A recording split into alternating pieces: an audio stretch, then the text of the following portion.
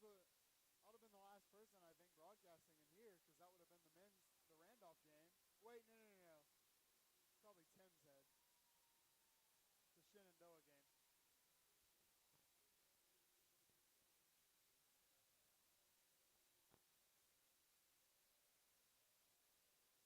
What's that?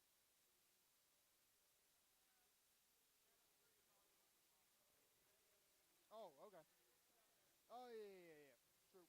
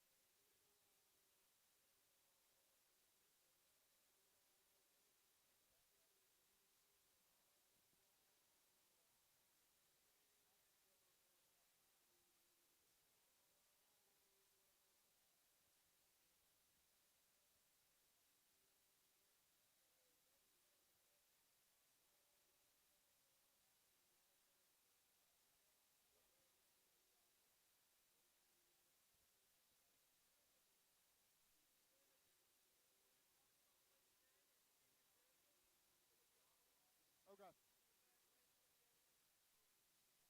flip it over to.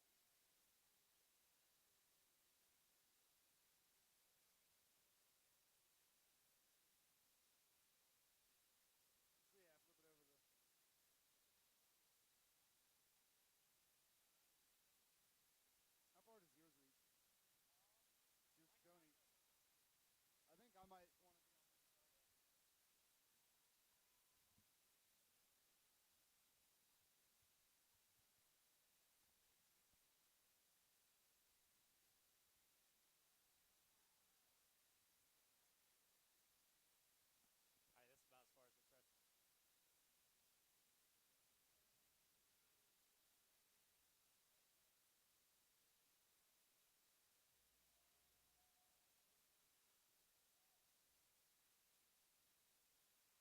it stretches. Welcome back inside Turner Gymnasium. You are watching ODAC Women's Basketball right here on LHSN. I am Sam Graham alongside Evan Gates. Really excited to bring you this big ODAC matchup really between Roanoke and the Hornets of Lynchburg. But a little something special about this game. You may notice we are dressed a little more casually than we normally appear. It's the Play 4K game here down on Wade and Prophet Court. And Evan, just tell us a little bit about what's so special, about this event and really how it spans really nationwide.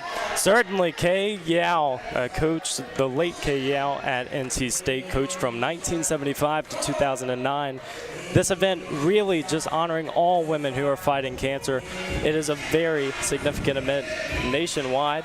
Kay Yao, the Cancer Fund, she celebrates female cancer survivors and obviously just raising money to donate to the Kay Yao Cancer Fund. And so a beautiful event for all people. It allows us to see just how big the impact of basketball on and off the court can be, and Coach Yao just fantastic in what she did.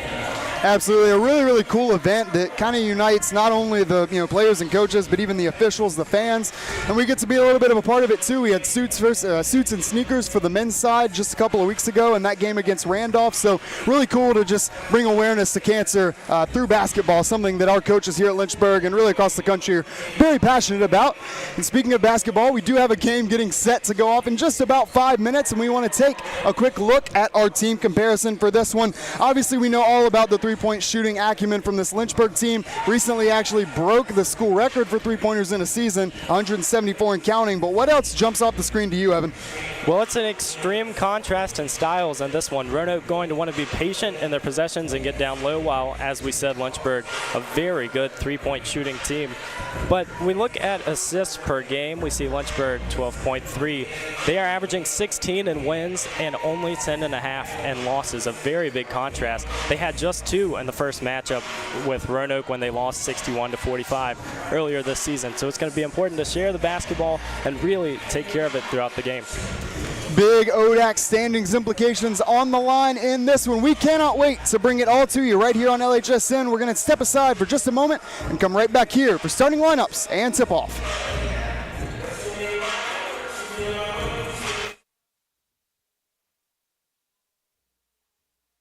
My name is Sarah Watts, and I'm a computer science major. I chose to play softball at the University of Lynchburg because I came to friendlies and camps, and the team and the coaches were so welcoming, and after that, I knew this was the place for me. The University of Lynchburg has helped me achieve goals because through my classes, I do group projects, and I think that will prepare me for my job when I need to work with people. The person that has the most influence in my life would be my parents, because throughout my softball career, they have done nothing but support me, and when I have bad games, they always pick me up. And they're always the people that I go to for anything because they just know that they're always there for me. I like playing softball at the University of Lynchburg because the girls and the team, they're all super fun to be around, and they always welcome you, and they're always there if you need anything, and if you ever have any questions, they're the people that can answer them for you.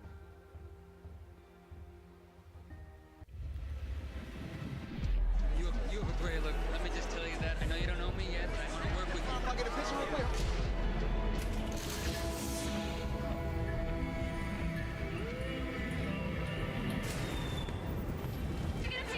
I love you so much. He has no heart, no passion. He looks lost out there.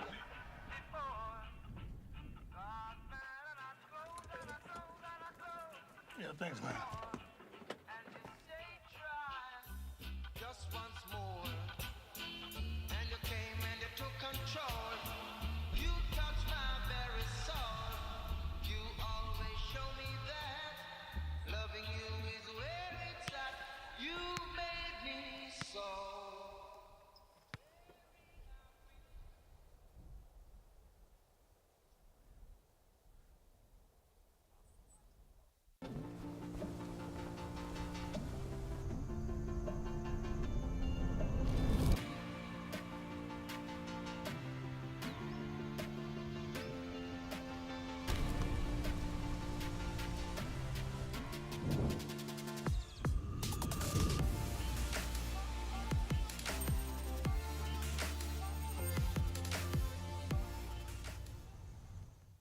Look what you're missing.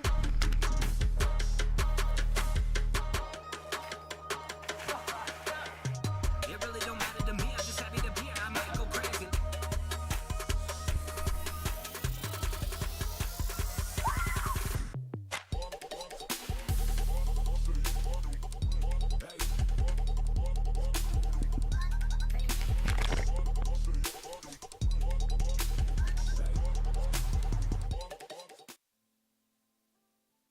My name is Emily Brubaker. I am a junior from Raleigh, North Carolina.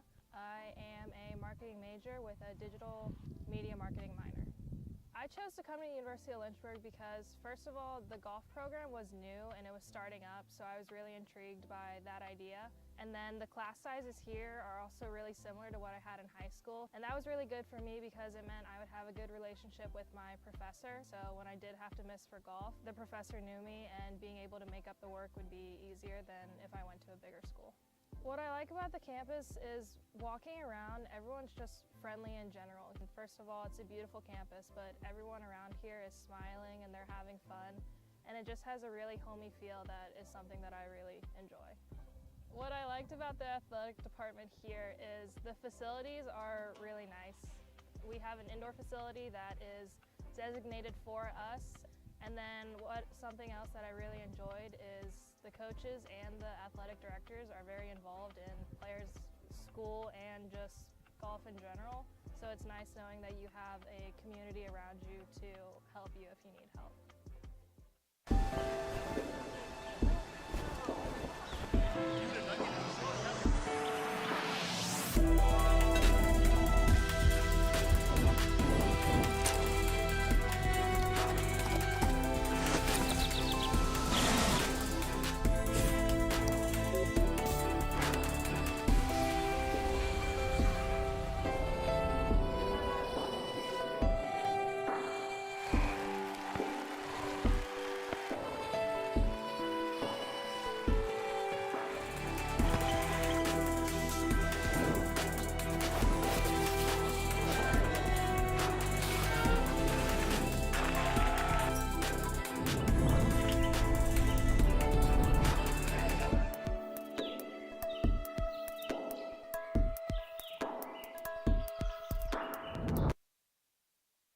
My name is Brittany Coleman. I graduated in 2014 and I have a major in chemistry and a minor in secondary education, and I'm currently teaching chemistry and 7th grade science at a local combined school. Being able to have access to your professors pretty much anytime they're in their office is really helpful, especially in difficult science subjects. I love that I am able to teach a difficult subject to students who typically aren't going to perceive it as enjoyable. I'm able to present it in an interesting way because I was presented this information in an interesting way. It's nice for me to be able to mirror what it was that influenced me to be able to teach.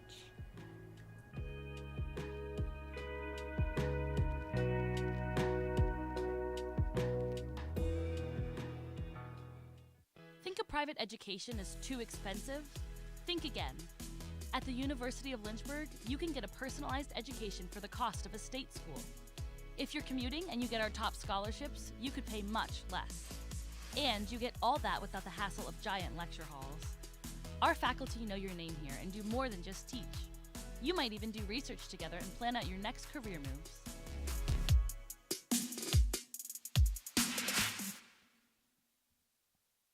Every great college has a great city. For Lynchburg, we are near urban areas with lots of restaurants, shopping, and events. Plus, we are one of the top schools in the area. Come see for yourself.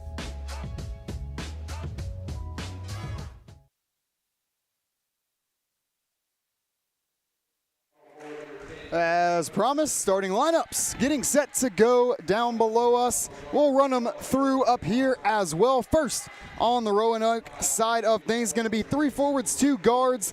Starting out for the Maroons. So leading off, it'll be Sarah Brandstatter, the senior guard, one of the leaders of this team, comes into today averaging about 8 points a game. She will be joined by Peyton Kirchner, sophomore forward, averaging just over 5 points a contest. Then it will be Morgan Carter. She will wear number 12, did not play in the first contest with Lynchburg, so getting her first taste of the Hornets today. Then it'll be Lauren Keel coming off a double-double against Randolph-Macon. She's been playing some excellent basketball as of late. And it will be Rose Sandy, leading scorer at just over 11 points per game, rounding out the starting 5 for the Maroons. Turning over to the Lynchburg side, it'll be Olivia Harris. She will wear number 2, averaging just a hair under 10 points per game. She will be joined by Macy Mullins, the ODAC's second best three-point shooter in terms of percentage and best when it comes to three-pointers made. Then it'll be Maddie Nimmo, Bree Spainhour, and Darcy Ross, rounding out the same Lynchburg lineup that we've seen the last couple of outings. Of course, Maddie Nimmo, we'll hear her name a ton. Bree Spainhour, another one of these freshmen. And Darcy Ross looked really nice in the last couple appearances in the starting lineup. So, Evan, we got a couple of teams today. We mentioned, top of the broadcast coming in, very different records. Roanoke kind of battling for those top 4 or 5 spots in the conference. Lynchburg at the moment kind of locked into the 8th spot, but both of these two teams 5-5 over the last 10. Lynchburg playing some of its best basketball as of late. Roanoke got out to that 11-1 start, cooled off just a little bit, but obviously this game means a ton to both. You're absolutely correct, and you see 2 different directions, but at this point in the season, you have to put it aside and move forward. Even looking at the last game for Lynchburg, the 73-71 defeat at Eastern Mennonite, it's one of those games when you have a high energy heartbreaker like that, you have to move forward and you have to have some pace during the game. So very exciting one. We'll see a lot of different looks from two very different teams today, but overall, you have to come out and play. Absolutely. See a little bit of trapping from Lynchburg here early as they open up in zone. We get a foul on the drive. That is going to be Rose Sandy drawing the foul. It's going to be free throw opportunities for Roanoke on its very first possession. Certainly starting off on the right foot for a team that likes to slow down the pace a little bit. Kind of relies on its patience on the offensive side of the floor. And as you've said, Rose Sandy playing some very good basketball this season, and they're going to want to get to the rim as much as they can in this game, use the size advantage throughout the remainder. But they also have to make their free throws, and they're a team that has relatively struggled throughout the season but made 18 of 23 in their last outing. That's something positive to look on as this game comes to fruition. Sandy gets things going perfect at the line, 2 for 2. Mentioned she's averaging around 11 points a contest. On the other side, the shot by Ross a little bit too strong. And quickly, Roanoke will set up again on offense. For Lynchburg, when you're playing a team that likes to be patient on offense, what do you want to try to do? Do you want to try and speed them up on your, offensive possessions in turn, or do you kind of want to play into that, patience game? Because Lynchburg's really won games, scoring in the 50s and scoring in the 80s. So as we get the ball stuck between the backboard and rim there.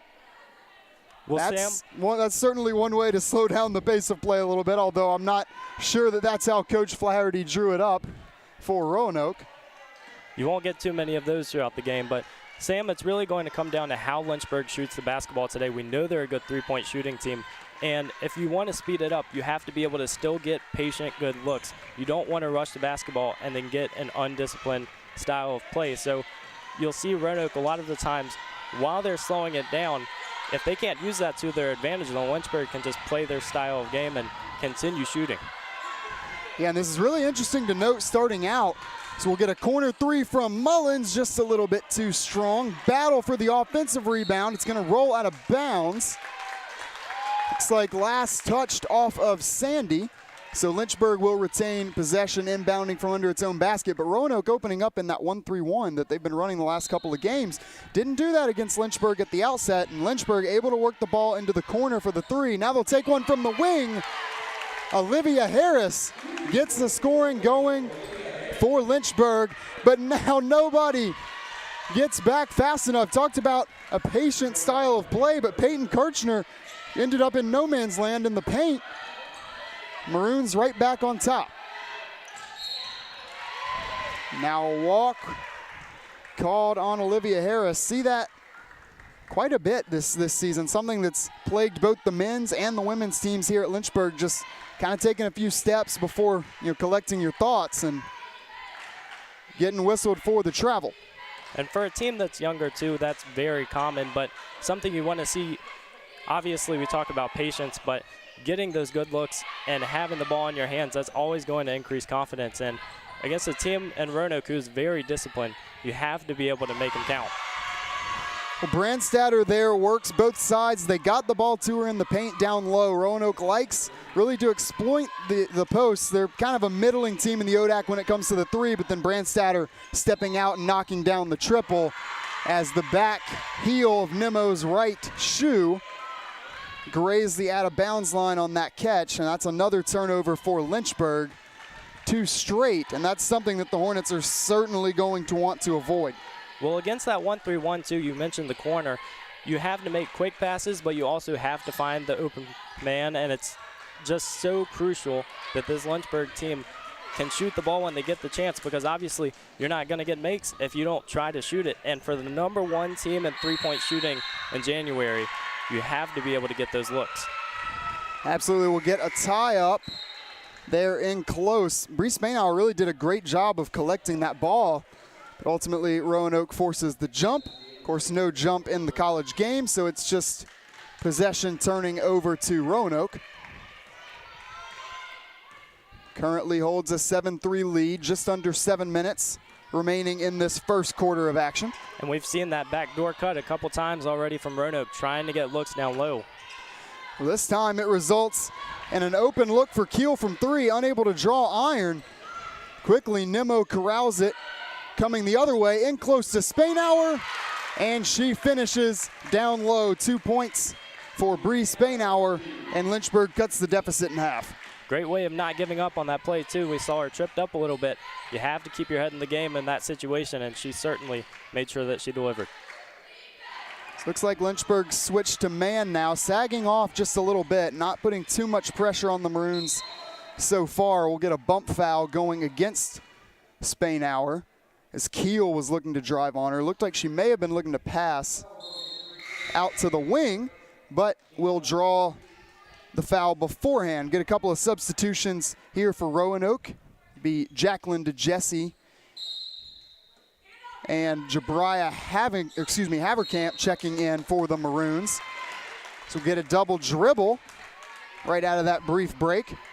Haverkamp, couple starts under her belt, one of the top ladies on this Roanoke team when it comes to minutes. Second, around 7 points a game coming off the bench today. We mentioned Keel did not start in that Randolph-Macon game, but came off the bench with the double-double, so Keel getting the start over Haverkamp. Both squads with a lot of depth as well. We'll see lots of different players enter and exit this game, and you talk about pace and what Lynchburg wants to see. Coach Nichols is going to be substituting and making sure she uses her bench.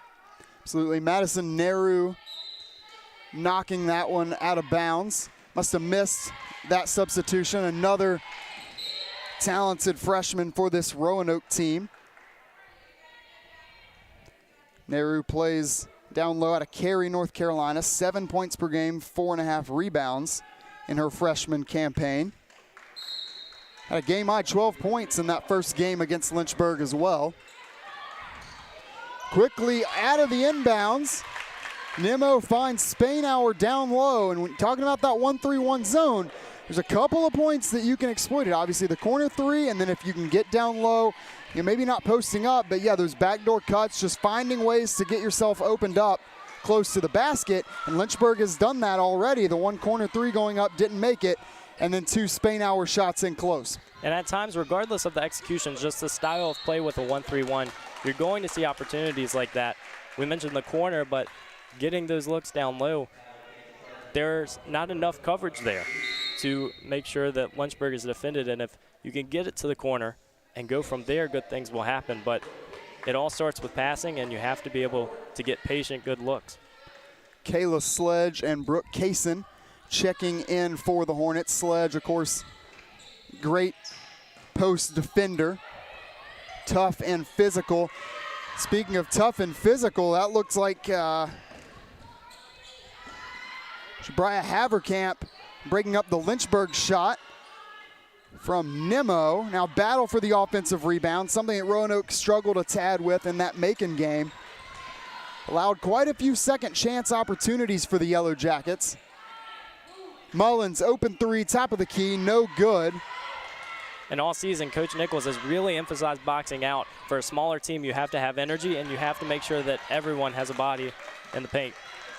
Well, it's similar to the men's side for Lynchburg. You lose a guy in T.C. Thacker.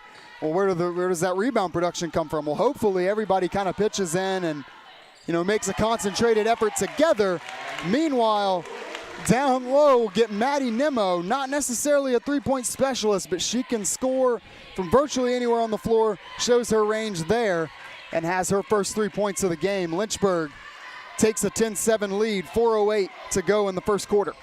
And she's been very versatile this season. We see all the freshmen, we've talked about confidence and just growing into their mold. But Nimmo, she's had the ball in her hands a lot this season, and being able to, with Macy Mullins, be able to distribute the basketball, but also run this offense. They're getting lots of quality looks now, and you just think for the next couple of years, this is an offense that can grow around these young players. Haverkamp gets in close on that last possession. Those are actually the first 2 points credited to the paint for a Roanoke team that likes to go in close. Meanwhile, a couple more points in the paint for Lynchburg as Sledge tests out the mid-range jumper just inside the free throw line. Nice look at the high post too. we see Sledge being as physical as she is. She's going to get chances in this ball game where she can use her size, but they have to get the ball to her. Yeah, Sledge and Spainhour will certainly be tested by some of these bigs for Roanoke, but so far rising up to the occasion. We'll get a foul there against Jacqueline DeJesse. We've got 3:08 remaining in this first quarter. I was about to say that should take us to the media timeout. Looks like it will, and we will take it with them by telling you our score. Lynchburg 12, Roanoke 9, 3:08 to go in the first quarter right here on LHSN. At Lynchburg, we don't fear change. We embrace it in our students, on our campus, in our community, and around the world.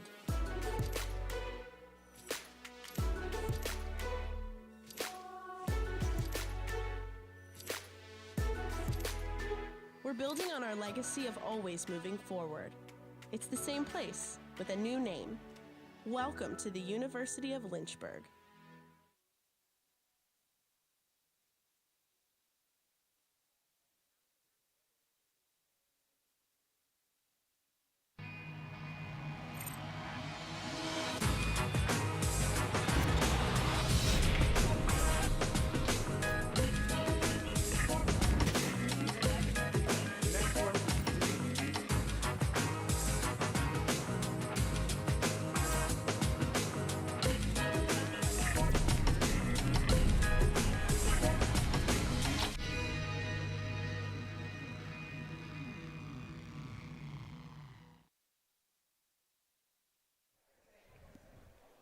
Maddie Nimmo getting set for a pair of free throws here, 70% from the line on the season. Of course, saw her knock down that three just a moment ago. And talking about the 1-3-1, you know, Roanoke did not run that particular zone defense in that earlier meeting against Lynchburg. It's something they've kind of picked up throughout the rest of the season, but it does leave you a little bit susceptible to the three. And with a team as good from deep as Lynchburg, it's kind of interesting, you know, that they've stuck with it, at least to the first media timeout. We'll have to wait and see on this next defensive possession if they continue it, but just break that down a little bit more for us, Evan. Well, we've talked about corners, and that's something that you have to be able to use, but even in their last game against Randolph-Macon, stuck with the 1-3-1, and a Macon team that isn't necessarily great at shooting the three ball, they were still able to get opportunities. And I think if you pass the ball, if you used your offense and you use the shot clock, you're going to have those chances. But from the corner, whether it's getting to the high post or being able to just pass the ball around, you got to take looks when you have them. We'll get another travel going against Lynchburg. Once again, Olivia Harris pretty much in the same spot as the first one. Meanwhile, on the other side, Jacqueline DeJesse knocks in the triple, and it's a 2-for-4 start for Roanoke, matching Lynchburg from deep. Both teams at 50%. For a team in Roanoke shooting a little under 27% on the season, right about 7th, 8th in the conference. Bread and butter is more like what we just saw from Lauren Keel, getting in close, finding the easy money. Well, when you hit the three ball, especially if you're Roanoke shooting just over 26% from three this season, you're going to have to defend that, and Roanoke is going to be able to get into the paint. Now Lynchburg has to make sure that they don't take too much caution. You still have to double down in the paint, but you can't let them have that shot or they're going to make it. Well, Taylor Gant is checked into the game for the Hornets, and for Roanoke, dropping out of the 1-3-1 at least for that possession, going 2-1-2. So another bit of a unique zone look from Coach Flaherty and this Roanoke team. And meanwhile, the threes continue to fall. This time it's Morgan Carter cracking the starting lineup today, averaging just around 3 points a game. She's matches that season average with that shot alone. And the benches have to come in strong this game. It's almost a test of which bench can go out and score more. Now, it's going to be interesting because in their last game, Roanoke had 34 bench points as they won 64-51. So being able to get contributors from all around the basketball, that's going to be crucial as this one goes on. Yeah, ball rolls out of bounds there. Keel lost control of it. Get a couple more substitutions on the Lynchburg side of things. Darcy Ross will check back into the game, joined by Ashley Vandergrift. Vandergrift, another one of these talented freshmen, particularly from three. Bit of a three-point specialist, currently comes in third in the conference in three-point percentage. we're really running out of superlatives to describe just how good the three ball is from this team. Now, Lynchburg finding its identity has been a very important part of this season, because with so many new players and new faces, you have to be able to know what your strengths are, but be able to lean on them. And in ODAC play, we talk about the direction of this squad. They've really been able to lean on that and use it to their advantage. So far, it's been turnovers that have set the tone for Lynchburg more so than the three. So that shot from Vandergrift does not draw iron. She kind of laughs about it, shakes it off. Just 30 seconds remaining in this first quarter. Roanoke leading 17-14. Shot clock is still on, only about a 1 second disparity between the two. So Roanoke decides to go quickly with Nehru, no good. Lynchburg quickly on the other side, wasting no time, but Olivia Harris called for the offensive foul. And how about Morgan Carter and her start to this game? Draws the offensive foul there, knocked down a triple just a moment ago. 3 points, 2 assists, and a hustle play there. Those plays don't show up on the stat sheet, but those are the ones that can really make or break a game and a team. And early in this game, setting the tone, we see the pace maybe favoring the Hornets a little bit, but Roanoke being able to capitalize on the opportunities they've gotten, that has to look very optimistic early on. 8 seconds remaining in this first quarter. Keel thinks about a three, drives it instead, and with the clock rolling down, looks like Keel will have the final points of this first quarter and gives Roanoke a 5-point lift as we have hit the first intermission here inside Turner Gymnasium. Take our second break of the game, come back for the second quarter. Once again, our score, Roanoke 19, Lynchburg 14. You're watching LHSN.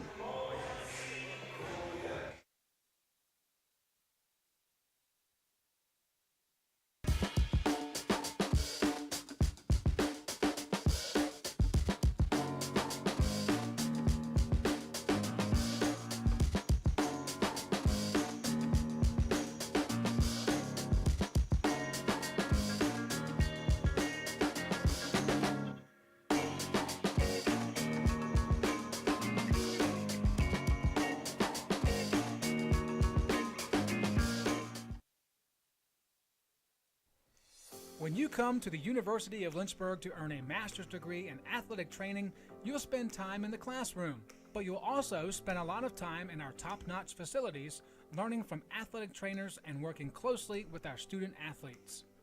In the Graduate Cadaver Lab, you'll learn about the human body in the best way possible, by actually studying the human body.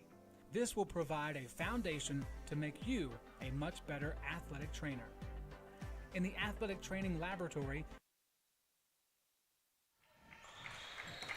Underway here in the second period of action, following a first quarter that saw Roanoke get out to a hot start, Lynchburg respond, and then another Roanoke run to close things out with a 5-point lead. Lynchburg starting here with the ball.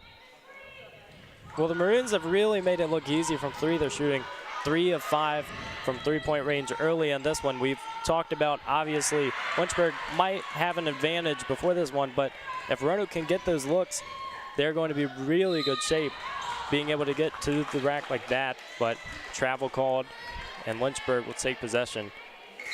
Yeah, turnover is another thing that kind of dictated that first quarter. 6 for Lynchburg, 5 for Roanoke. That's going to be the 6th against the Maroons.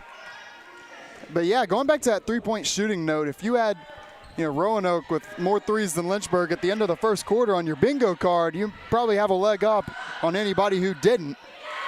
Lynchburg will try to get in close. Pass was over the head and deflected.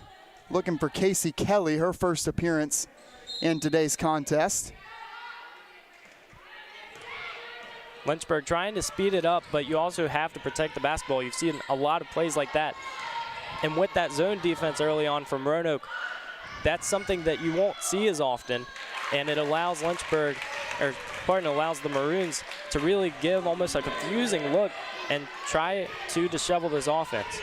Well, a rare two-point attempt from Vandergrift. She's able to cash in on it. She was looking for that backdoor cut at first. Spainhour elected for the shot herself, but Vandergrift, the hustle play, results in 2 points. her first 2 of the game. Now at the shot clock ticking down on the Maroons. They look to go in close again. They go to Sandy, and she is able to score. Second field goal of the game for Rose Sandy. And we saw everyone around the arc, but being able to isolate Rose Sandy down low, that's something that the Maroons really like to do, being able to use that size. A quick 3 on the other side. So both teams trading buckets here early on. And Lynchburg has cut this 5-point deficit down to 2, 21-19 Roanoke. Third triple of the game for the Hornets, first for Macy Mullins. And a 3 answered on the other side. It is raining triples inside Turner Gymnasium right now. And it's about physicality as well, because on those threes, there's going to come a time where the Maroons miss, and you have to have a body on someone, but Roanoke really feeling confident from 3 today. Vandergriff elects to drive inside yet again, this time denied, but also draws the foul on Keel. It's going to be the first for Keel. Meanwhile, Morgan Carter, great first quarter for the Maroons, will check back in. DeJesse checks out, and for Lynchburg, looked as though Nimmo was going to take a seat, but it looks like she's just having a quick word with Coach Nichols, point guard for this Lynchburg team.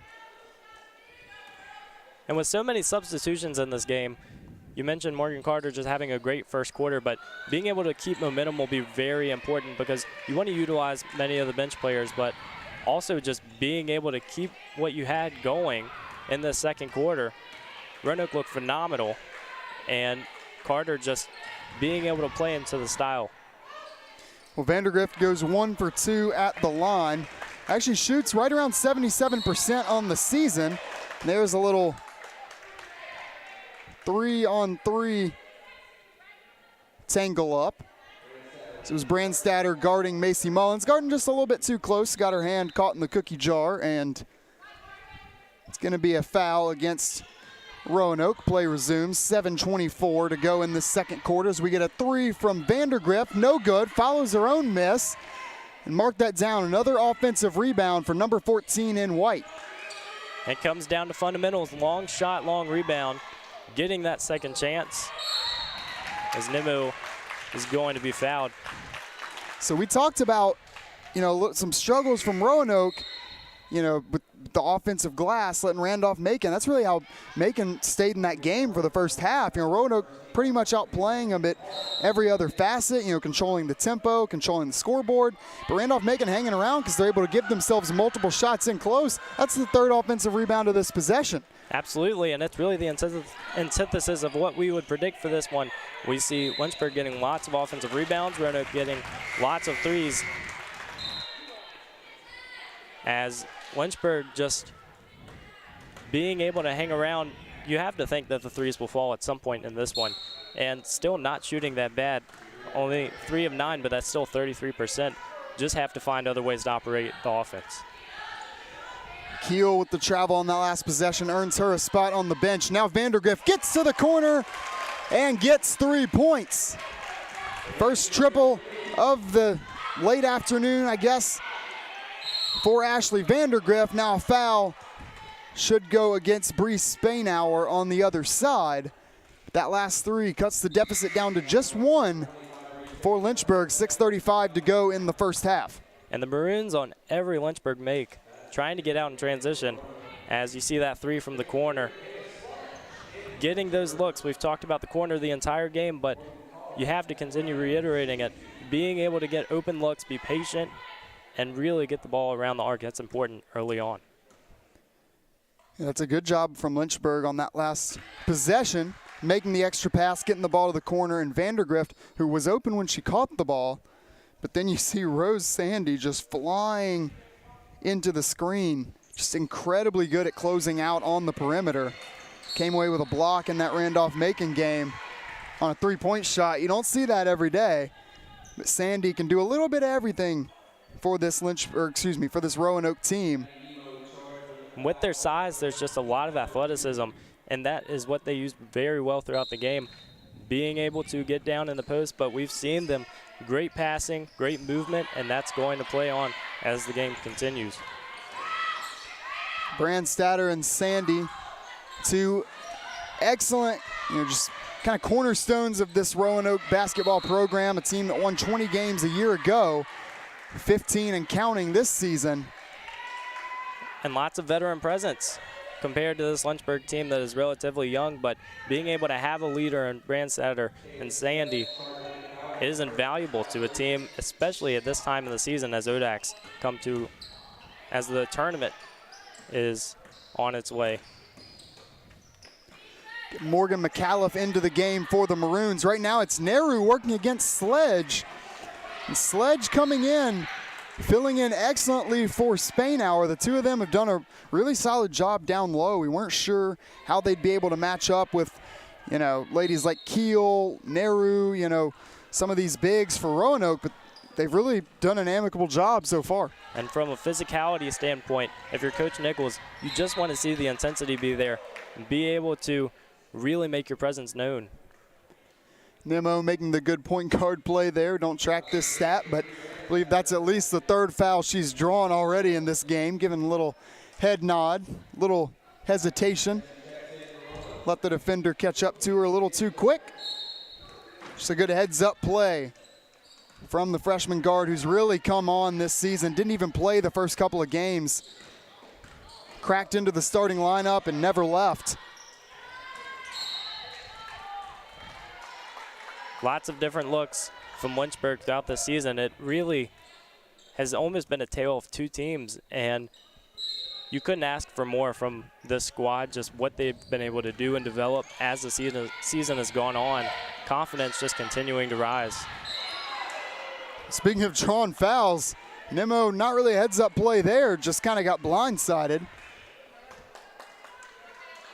As Morgan McAuliffe was going for the ball, just mistimes it a bit, collides with Nemo, send her back to the line. Nemo really just all over the court in this one, and you see it on the stat sheet. She leads the team in points, assists, and steals, three categories that are quite different for a guard. Just being able to be versatile and really just the movement of this squad when you're young and when you have a lot of guards on this team, just being able to get the ball around quick, it's been important. Second trip to the line for Nemo. Went 2 for 2 on the first, 0 for 2 this time around. Roanoke continuing to push that pace as they get down the court. They do not want to wait around. Yeah, Roanoke certainly throwing some different looks, probably from what Lynchburg was expecting today. Nehru. Now deep two goes up from Haverkamp. Unable to draw the rim. Lynchburg coming back. Can tie or take the lead. Kaysen thought about the three. More than capable from deep as well. Just doesn't qualify for the ODAC leaderboard, but shooting a very high percentage is Brooke Kaysen. I mean, talk about that Averett game. It was 4 or 5 threes in that one a couple times ago here at home. But that last miss get us a stoppage in play. 4:57 remaining in the first half. We've got our media timeout, and we will take it with them by telling you the score. Roanoke 25, Lynchburg 23.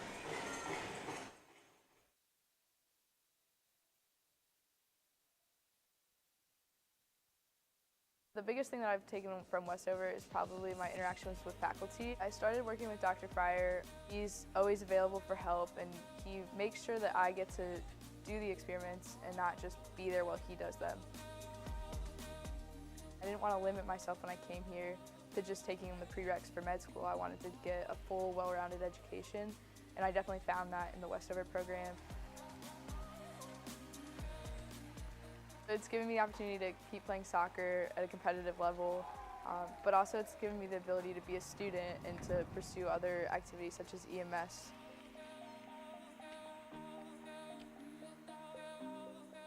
"100% do Westover because it's not something they're going to regret, and it's going to be a lot of work, but so is everything else. It's just going to help build their education that they've already had and make them a better person for it."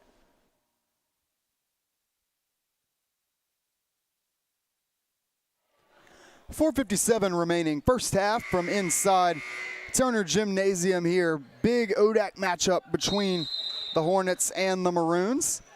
Roanoke took a 5-point lead into the first quarter break. Just 2 right now. It's been a pretty even game across the board. We've mentioned the faster tempo, as that's a really quick possession there for Roanoke to get things going here. Yeah, faster pace than we were expecting to see from Roanoke. Weren't exactly sure how Lynchburg might respond, but both teams, kind of doing it without fast break opportunities. I think we had 1 for Roanoke early on, but really none so far from Lynchburg. 5 assists on 8 made baskets. It's really been operating in the half court. Absolutely, and the contrast of styles might not have been what we predicted. We see Lynchburg has been able to slow it down a little bit, and while they're still getting the 3, it might not be at the rate at which we predicted, but Roanoke has been pushing the pace as well. So for 2 evenly matched teams in this first half, it's going to come down to who can exploit the other's mishaps as this one continues. Kaysen earns herself a trip to the line, while Casey Kelly has checked back in, as well as Sarah Johnson for the first time today, each for the Hornets. It's also Kayla Terry out on the floor, so a bit of a different look from Lynchburg. Only starter on the floor is Macy Mullins. Now get a tie up on the Roanoke end after the 2 made free throws from Kaysen tie this thing up. And the closest Lynchburg has been since leading this one 10-7 earlier in the first quarter. And now, as we round out this first half, these next 4 minutes are very important for setting the tone going forward. How about the footwork there from Morgan McAuliffe? Plays the position game, gets around back to her defender, sets herself up for the and one opportunity. She will go to the line, a 60% free throw shooter on the season, averaging about 6.5 points per game, the senior out of Spring Lake, New Jersey. Makes good on that, completes the 3-point play, and Roanoke responds, builds its lead back up to 3.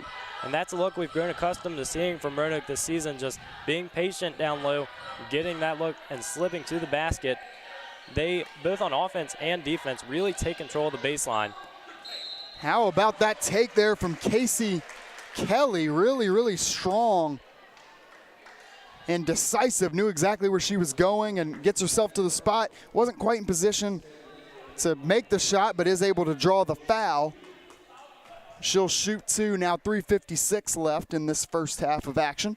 And that confidence can be extremely important, just because knowing where you're going to go on the court, that's a big part in having success. But even, when the 3 isn't working, whether it's this game or another, you have to be able to find different ways of getting to the basket, and Casey Kelly did just that. Kelly, another one of these freshmen, also runs track here at Lynchburg. Splits the free throws, and the Roanoke lead is 2. But Lynchburg will look to do something about it here. Kelly again, decisive coast to coast, and can't finish in close. She's not afraid to try to get to the basket, as Keel going to get rewarded. There's a blocking foul down low. Both of those players very good at getting to the basket, but it really just starts with being able to find the right place, trust that she can get there, as she's going to get 2 shots.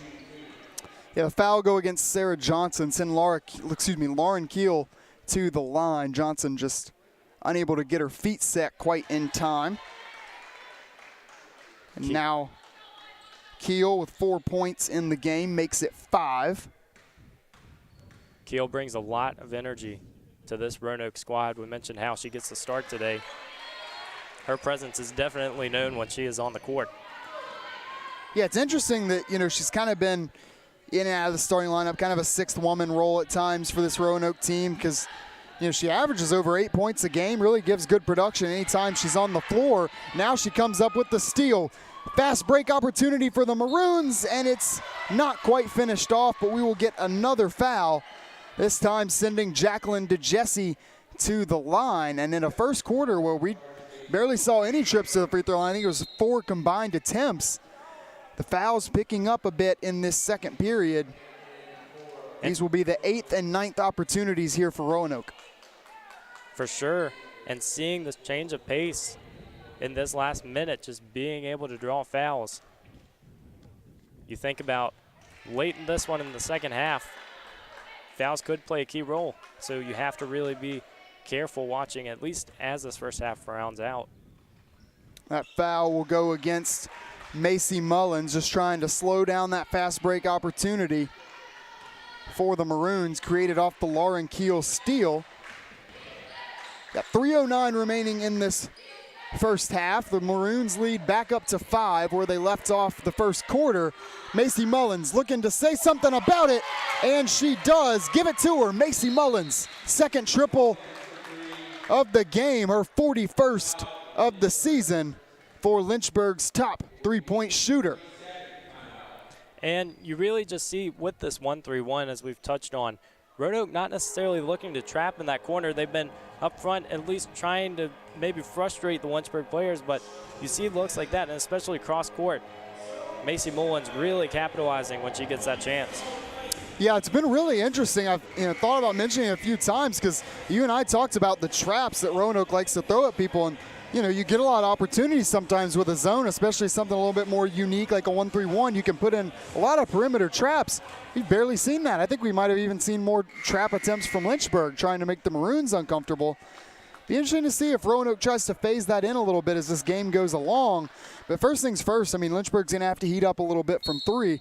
It's funny to say they might need to heat up. They've been shooting over 30% the whole game, but heat up in the context of this game is Roanoke sticking right with them from behind the arc.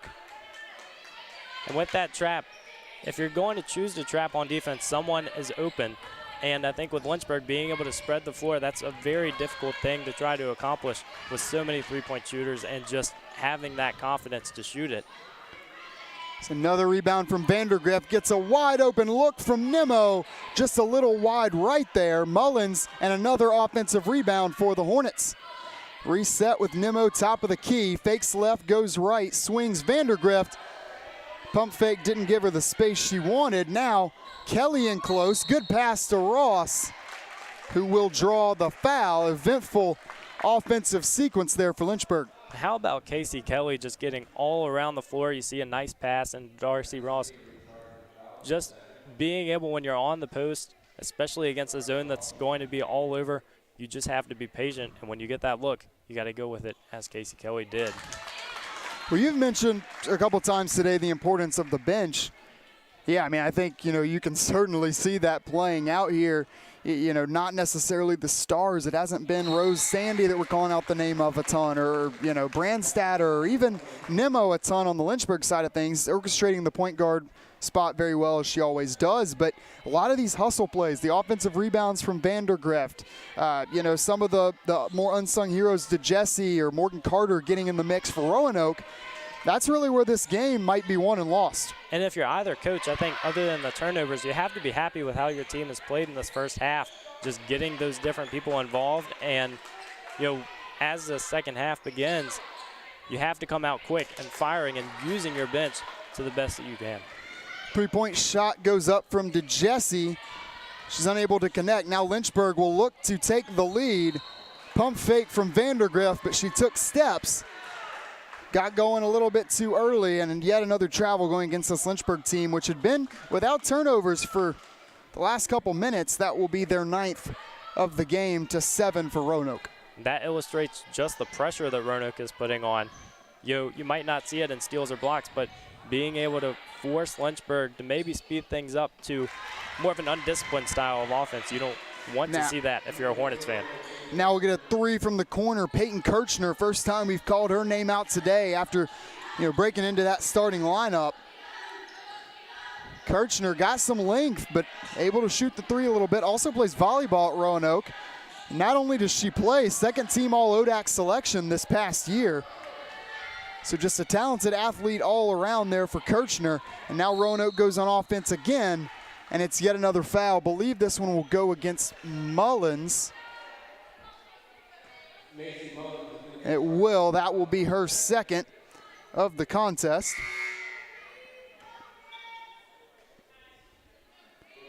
So no cause for concern really, but with 54 seconds left in this first half, Mullins will go to the bench and ride this one out. 2 triples so far for number 3. Sends Haverkamp to the line, looking to tie this one up at 33, but unable to hit the first. Both teams on the stat sheet, we've talked about how even this first half has been, but really the free throw battle still remaining relatively even, but you have to think trying to get to the rack and create new opportunities, could that be the difference that separates these two teams in the second half? That's one that Darcy Ross would certainly like to have back.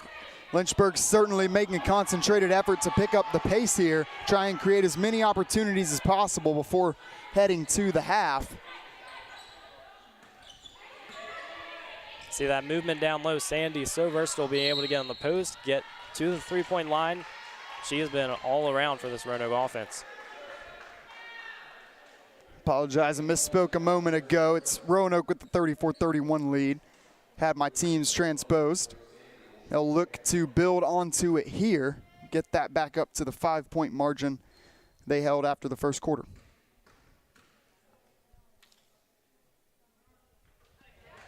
First one is good from Sandy, who's been relatively quiet in this first half.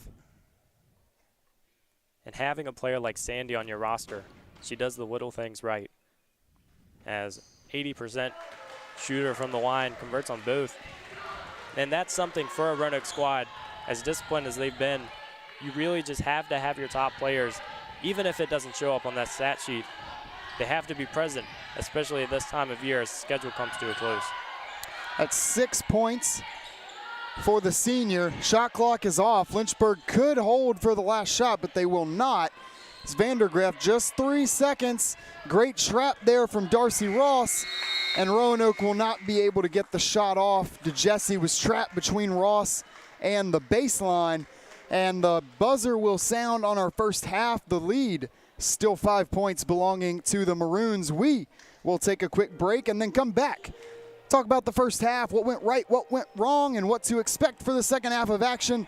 Step aside by telling you our score. Roanoke 36, Lynchburg 31.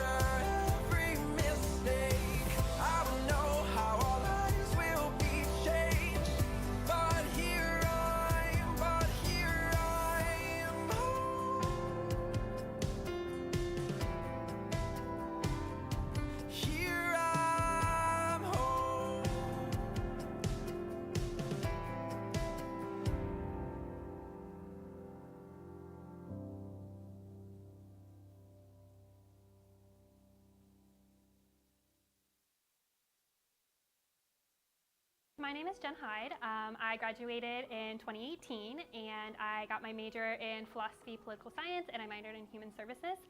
And career-wise, right now I work at a residential treatment center for juveniles with sexually reactive behaviors. I would say the biggest advantage is definitely that it is a small campus. You know, you get to have that one-on-one with your professors. They're willing to help you out. They're going to get to know you more than just a student that they're teaching. You know, they really invest into your lives. Definitely use every resource that you can kind of get at Lynchburg. There's tons of mentors within the professors, the faculty, the staff here, your peers that are here. You have so many options that you can take. There's so many classes, you know, even if it's not within your major, if there's a class you're interested in, take it. Kind of explore your options because Lynchburg does have such a wide variety of different things that you can do. You know, be involved, become a well-rounded individual because Lynchburg sets up the support to where you can do that here.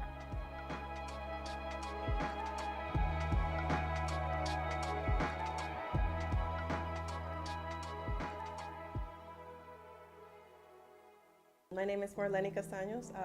I graduated in 2009. I was a communication major. I am a digital producer now for the Maroon agency. So we have I've brought up amazing clients from Geico to Land O'Lakes to Oreo. So we get to create amazing content, all those funny Geico commercials that you see. And as a digital producer, I get to create amazing content for digital. I was very highly involved here. I was president of my class while I was here. I was president of the Hispanic Society. I joined a sorority when I was here. I had like 2 jobs. So having a sense of managing my time, it kind of pushed me to be better at my job right now. Just knowing that you had someone on your corner was really important, and they really took the time to really invest in their students. I felt like I had a cheerleading squad behind me at every single point. They were the ones that encouraged me to look for those opportunities, to push myself to be better. So it's definitely truly an amazing place. I brag about this place all the time. So if anyone gets lucky enough to be part of this community, it's life-changing.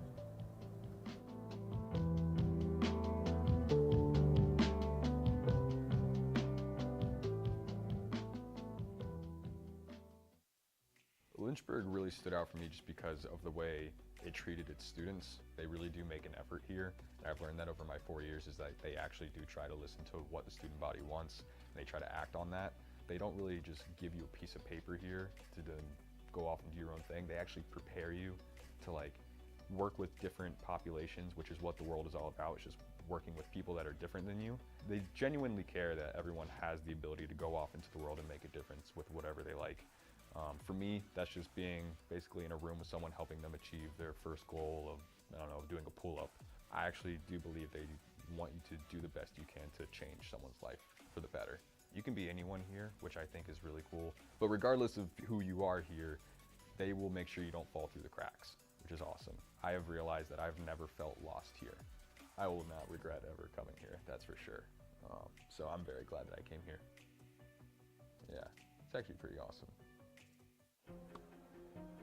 I was looking for a school that could provide me with the athletics, academics to pursue my career, a wind symphony to pursue my passion for music, and really have a nice general atmosphere.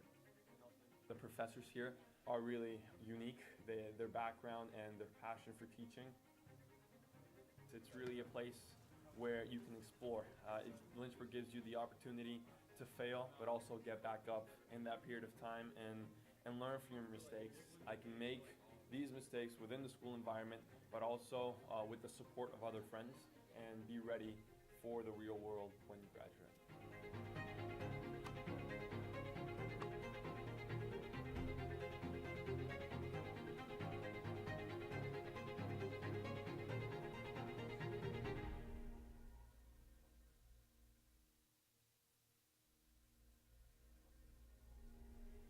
I'm Warner Baxter, and I'm a CEO against cancer. And I'm Lon Kruger, and I'm a coach versus cancer. I'm Danielle Musselman, co-chair of the Coaches vs. Cancer Wives and Friends team. Cancer screening is safe, effective, and should be a regular part of your life. Talk to a doctor about what screening tests are right for you. The American Cancer Society has important screening resources you can reference at cancer.org. At cancer.org. Cancer.org/getscreened. Regular cancer screening can save your life.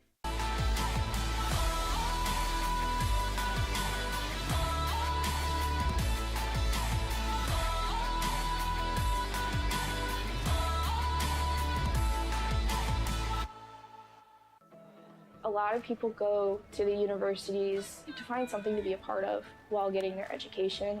And when you come here, Lynchburg is that something, it becomes a family. It's what this school's really good at doing.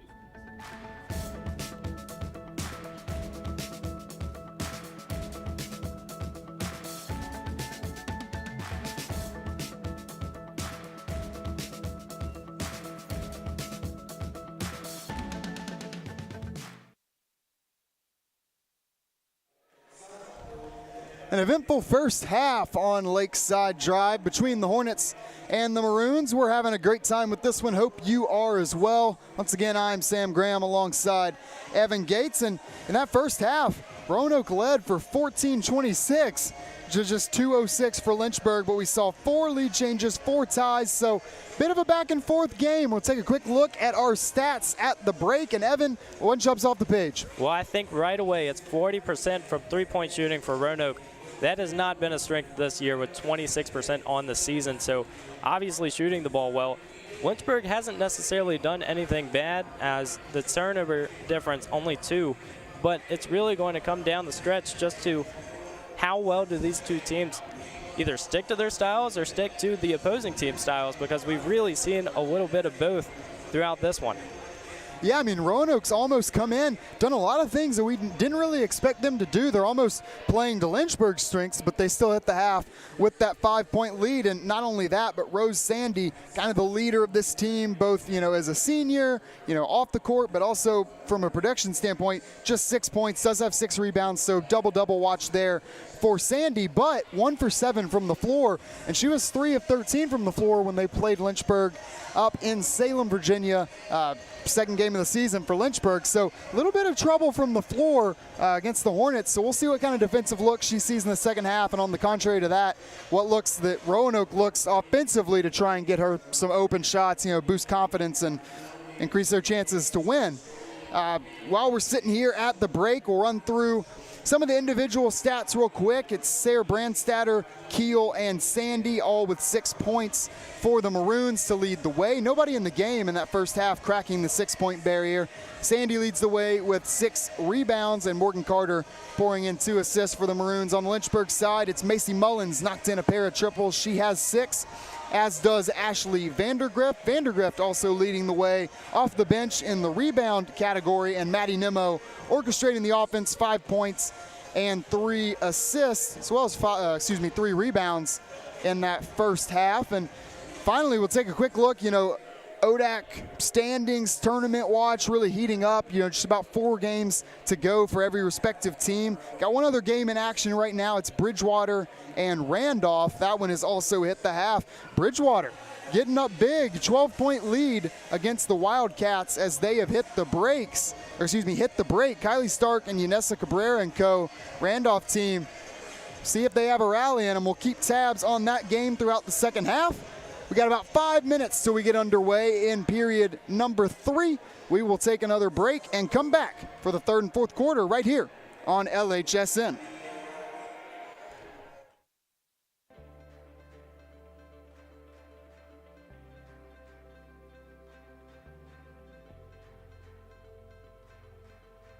John Eccles joined the Lynchburg College community in 1986 as Director of Housing.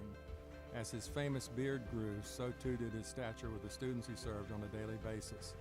He seemed to be everywhere and rapidly became an integral part of campus life. He was asked to serve temporarily as Dean of Students in 1993 and soon earned the position on a permanent basis.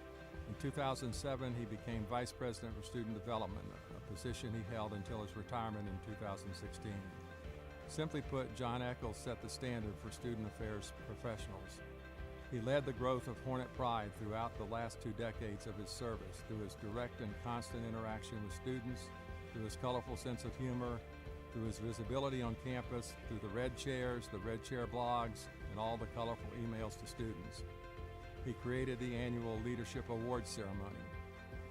In addition, John contributed his sense of humor, his calm demeanor, and his common sense approach to the leadership of the college at the highest levels of administration. He even donned a hard hat and work boots to supervise the construction of the Drysdale Student Center. His summer talks to new students, although wrapped in humor, were serious as he spoke his mantra, "Involvement is not an option, it is an expectation." He lived that ideal through his own involvement in student life, as the head cheerleader at Hornet athletic contests, and as a friendly and approachable face for generations of students. His legacy is a treasure for the students whose lives he impacted and a challenge for the entire university community to emulate.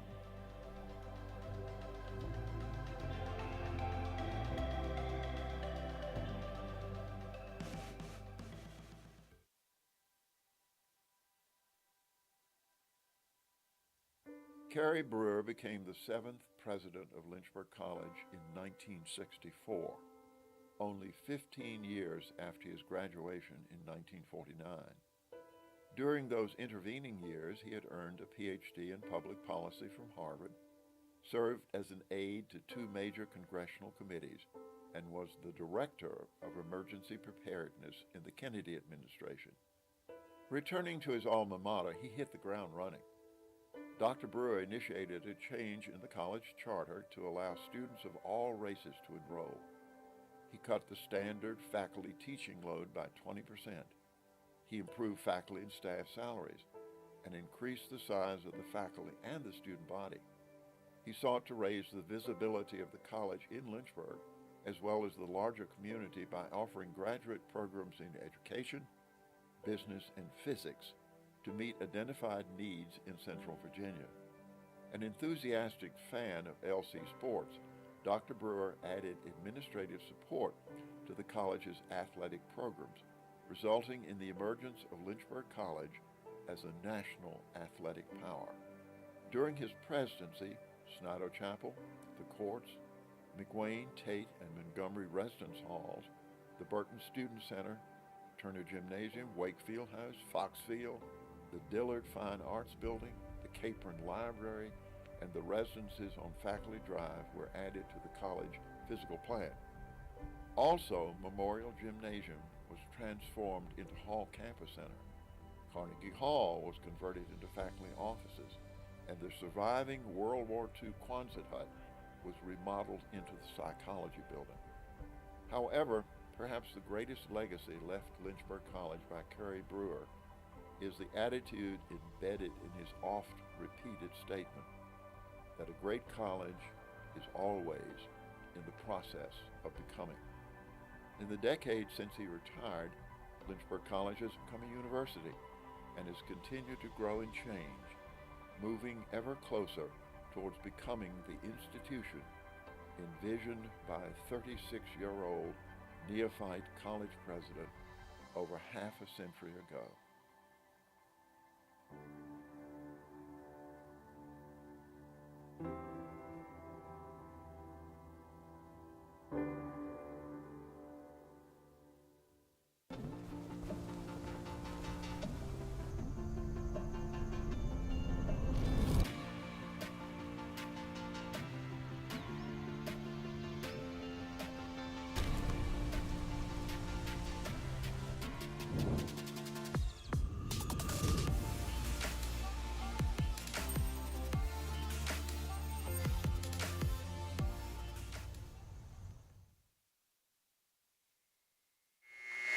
Welcome back. Second half right about to get underway here. Maroons and the Hornets in the annual Play 4K game honoring the late Kay Yao. Everybody in their pink showing support. Saw Coach Allison Nichols there in our Lynchburg women's basketball Play 4K t-shirts. Of course, Coach Nichols, former assistant for Coach Carla Flaherty at Roanoke, actually coached against Lynchburg in the 2020-21 ODAC championship game that Lynchburg ended up winning.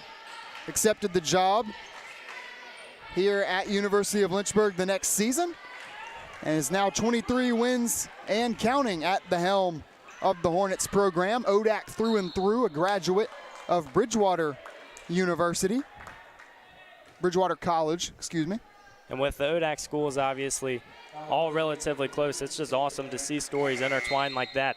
Two head coaches in this one just very successful in what they've done, and you see it in their programs, just how their heart comes out, and really exciting just to see Coach Nichols against her former team. Inbounds comes into Mullen. She had 2 triples in that first half. Spainhour tiptoeing the out-of-bounds line, able to get the pass off. Reset here for Lynchburg, 10 seconds on the shot clock. As Nehru gets her hand up there, deflects that pass. Roanoke forces the turnover. And that's a difficult look, too, trying to force it down low. Not something that you want to do against this Roanoke team. You really want to be patient and try to get looks. At least if that three-pointer is there, as Olivia Harris can't connect. Even if that shot isn't necessarily there, it can open other routes. Yeah, good job from Keelan Carter getting back to prevent that Lynchburg fast break that Nemo was looking for. Ends up finding Harris for the open 3 and a rare miss.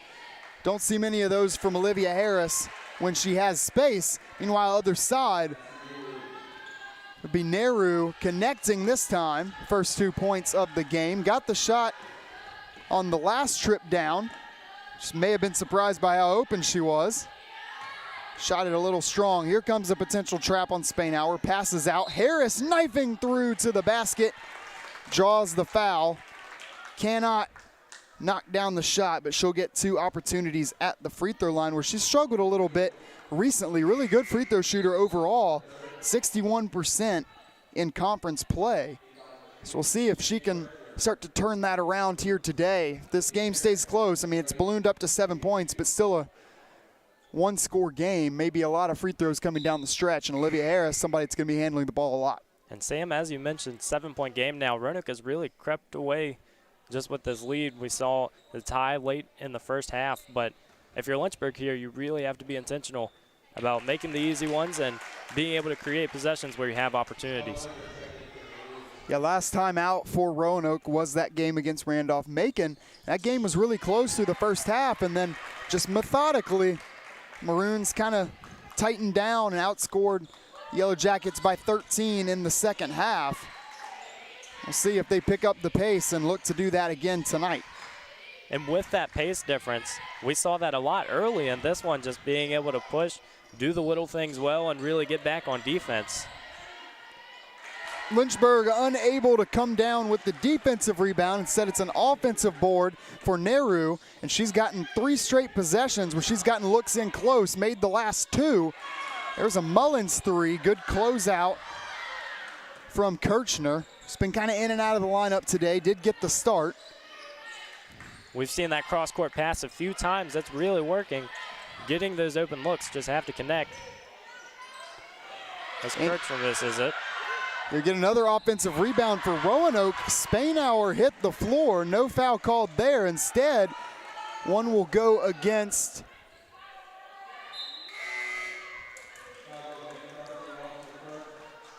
okay, excuse me. Had a little bit of confusion there on our scoreboard. Foul go against Darcy Ross. Fouled Peyton Kirchner in close. Vandergrift will check back in for Olivia Harris. Interesting look to start this second half for Roanoke. No Keel, no Sandy, and no Brandstatter. And as we've touched on, just getting contributions from lots of different people on this roster, but just being able to match the energy, especially as this second half begins, just being able to come out with intensity. Roanoke has been looking to do just that. And it's worth noting that Brandstatter and Keel do each have 3 fouls apiece. And we'll see how long they remain on the bench. This lead still growing to 10. Now a look in close for Nehru, and everything coming up. Number 24 in maroon. She has 6. The lead has grown to 12, and we will get a timeout down on the floor called by Coach Nichols. And from a physicality standpoint, Roanoke, even with Keel off the floor, just still being able to bring the energy and get those looks down low. You mentioned, Evan, at the break how we hadn't seen a ton of Nehru, so another player that we've been impressed and, you know, kind of reviewing some of this Roanoke game film. And, yeah, we didn't see too much of her in the first half. Obviously held scoreless, didn't even see her too much on the floor, but just coming into her own here in the second half. And, yeah, really spelling Keel very nicely.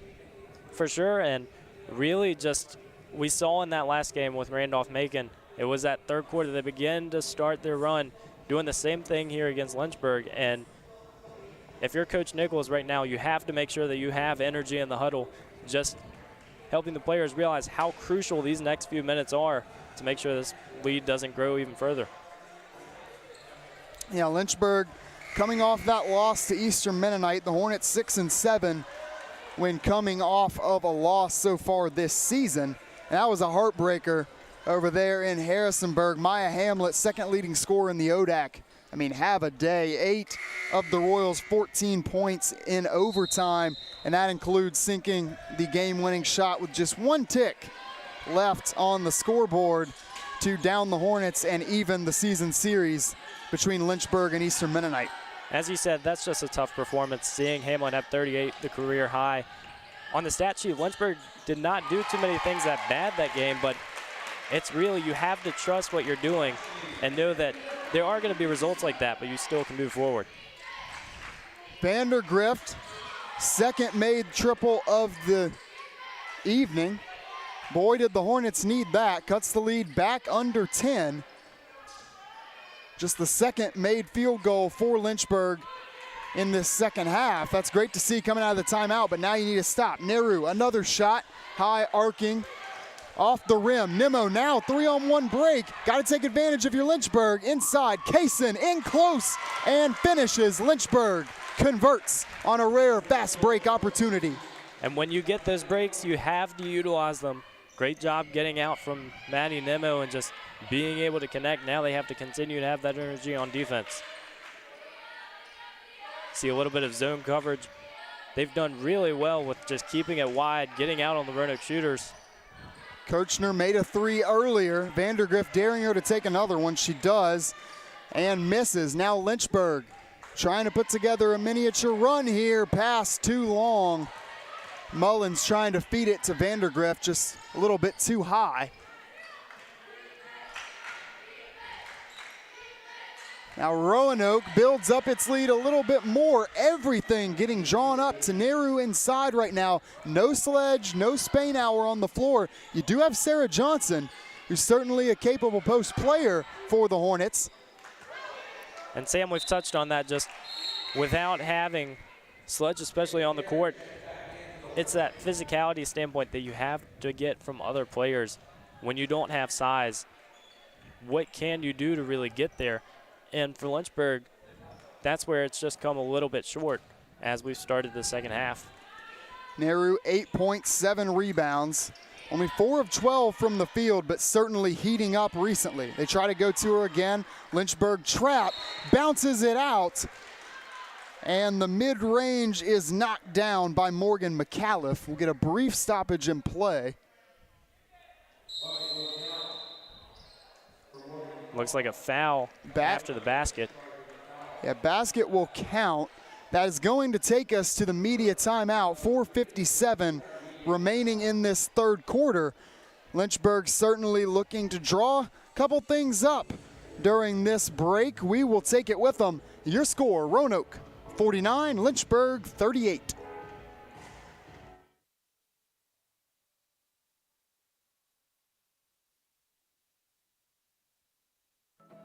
A lot of people go to the universities to find something to be a part of while getting their education. And when you come here, Lynchburg is that something, it becomes a family. It's what the school's really good at doing.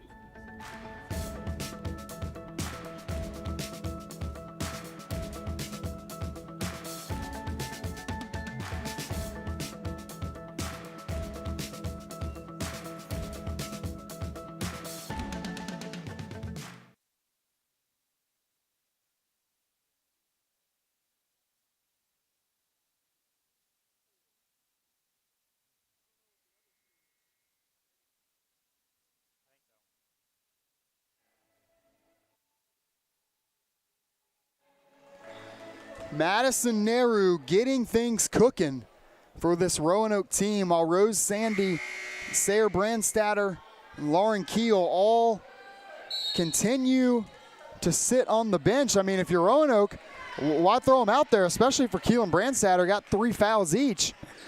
Team's doing just fine.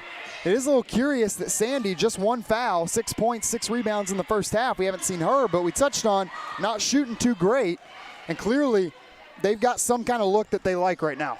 For sure, and we touched on Madison Nehru, 8.7 rebounds, and it was quiet contributions early on, but as we see Roanoke just moving the ball, really creating chances well, and even without players like Sandy out there, you're gonna find new looks, and they just really they look like they're out hustling Lynchburg right now.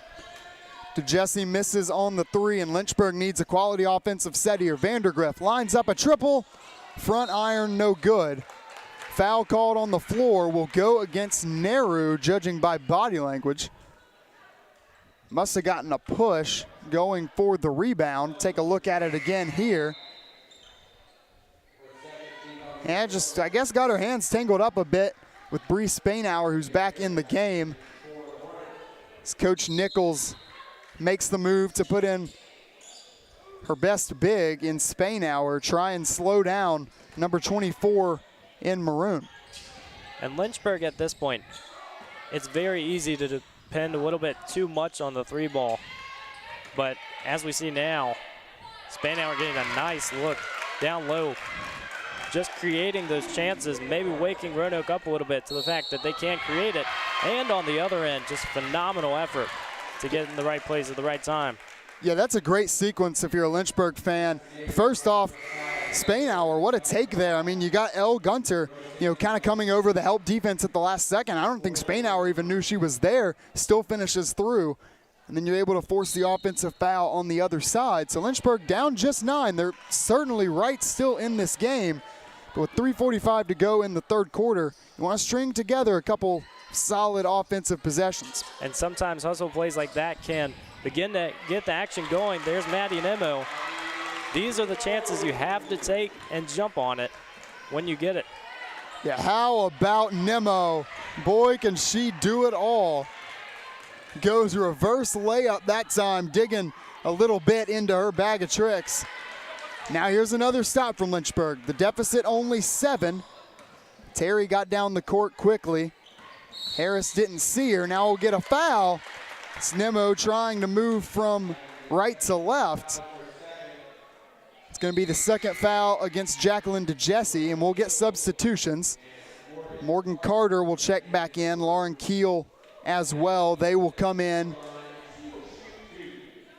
for Gunter and Kirchner. So a couple of big ones, needless to say, at the line. For Nemo, who's now missed 3 in a row at the stripe. And try and give her the reverse caster curse there. These are the chances ever so crucial in a game this tight. Just being able to take the easy ones. See Lynchburg getting on a little bit of a press, trying to get that trap down the side. So Nemo goes 1 for 2 at the line. She's got 8. Lynchburg needs another stop. The deficit just 6. Keel driving, creates space for herself. Not much you can do at that point. Spanauer just too deep to alter that shot. And all game, just her physicality really making an impact. Nice 3 there from Olivia Harris. A much needed triple from the single season record holder for 3-pointers made in a season. 50 last year for Olivia Harris. She's gotten a lot of help from her teammates this year. Now being a part of a team 3-pointers made record. But now on the other side, Roanoke responds. And they'll try and make it an even 3-3 exchange. This is a pace we're a little more accustomed to seeing from Lynchburg, getting up and down the court in the fast break. But Roanoke saying, we can do it too. Yeah, Sandy at the line pushes the lead back up to 7. As Sandy was on the bench, she's come back in and made her presence known. No good on the free throw. Deficit remains at 7. Lynchburg goes to work offensively again, and another travel called against the Hornets, this time going against Casey Kelly. It's Darcy Ross checks back in for Lynchburg. Bree Spanauer take a spell on the bench. And perhaps this press adding to the pace of play. We see almost a turnover there.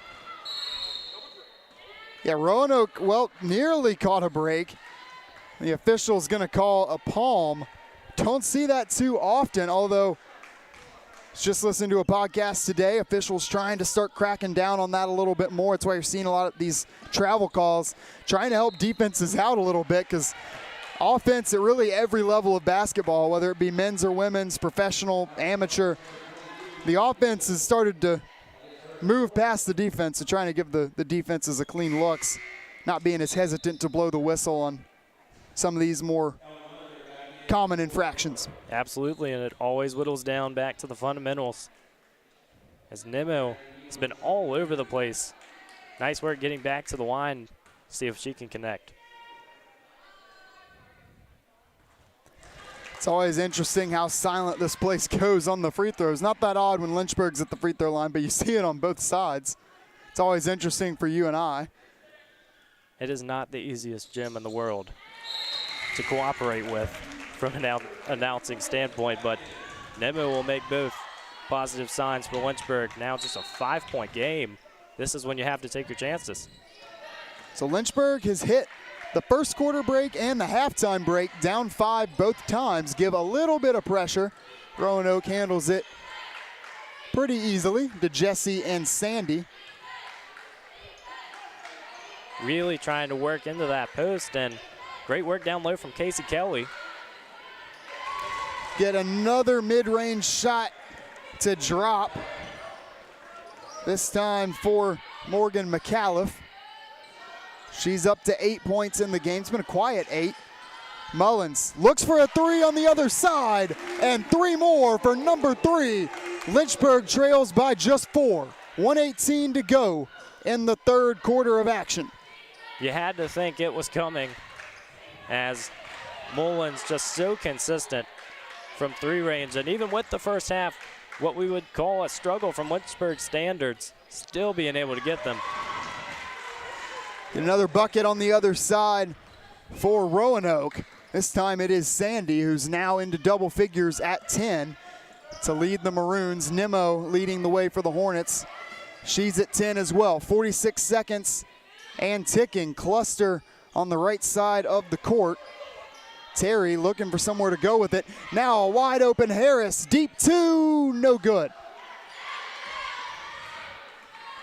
So here comes Roanoke. 30 seconds remaining in quarter number 3. About a 3 to 4 second disparity in shot and game clock.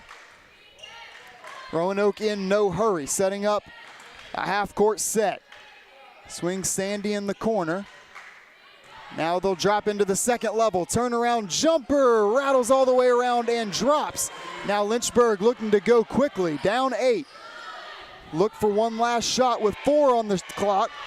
Now 2, and Mullins will draw the foul, much to the chagrin of Morgan Carter, with .2 left on the clock. So that's quite a break for Coach Nichols' squad. Mullins will look for double figures here. It's been nothing but 3-point attempts for the freshman so far. First trip to the line. And she can try and cut this deficit down to 6. Regardless of how you get the foul, still gets to the line. And Lynchburg, we've said it a lot early in the second half, getting to the free throw line has not really been a struggle, but they will need to continue to connect to cut this lead of Roanoke's. So the 3-point specialist goes 1 for 2 at the line. Cuts the deficit down to 7. It's still manageable for Lynchburg with 10 minutes to go. We'll take a quick break. Fourth quarter on tap here on LHSN.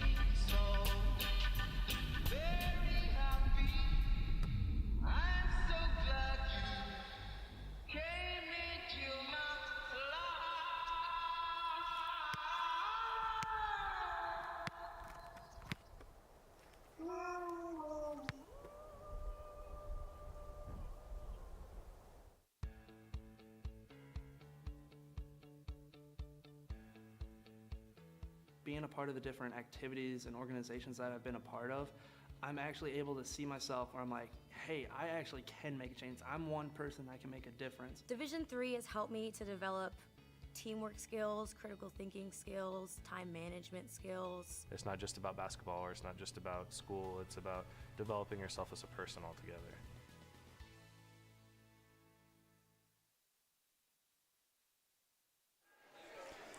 The plot thickens and the pace quickens in the third quarter of action here on LHSN. Roanoke and Lynchburg in a relatively pivotal ODAC late season matchup. scoring really got going there in the third quarter as once again, Roanoke, like we saw in their game this past Saturday, picking up the pace a little bit. So they try and close this one out. 7-point lead, 9:45 to go. And it's really just a result of that patience we've talked about. See, nice rebound from Sandy. And just the hustle plays that have been there, you know, regardless of Roanoke's lineup, still just being able to get the 50-50s and be able to convert when they need to. Sandy on cleanup duty there. And on the other side, it's L. Gunter deflecting that one out of bounds. Nemo set things inbound from under her own basket.